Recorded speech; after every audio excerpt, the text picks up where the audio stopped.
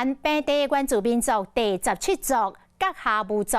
过年迎新的祭典，伫保利的亚江社区热烈来登场，原民会主委嘛专工到场来观礼。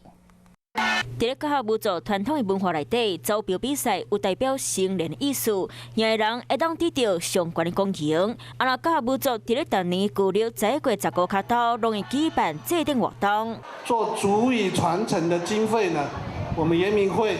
也都全力来协助。 今年是南投县甲下武文教协会成立20周年，经过动画歌实现，甲下武族会争做本地原住民族的第17族，族人拢真欢喜。 在这个年代可以参与这个盛会，我们就觉得蛮光荣的。即马甲下武族的人大部分住伫咧亚港、大南马、首城含牛困山四庄，逐年拢会轮流办理年节，看到少年仔参加即摆活动，互中时代感觉会当代代流传落去。